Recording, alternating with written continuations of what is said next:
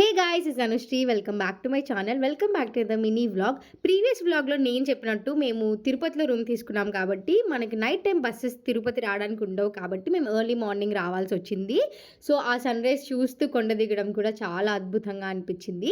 మేము రాగానే skipped breakfast and డైరెక్ట్‌గా లంచ్‌కి వెళ్ళిపోయాము. సో, మీరు మంచి మీల్స్ కోసం చూస్తుంటే I recommend this place. Bus stand దగ్గర లక్ష్మీనారాయణ భవన్ అనే ప్లేస్‌లో మీల్స్ చాలా బావుందనమాట.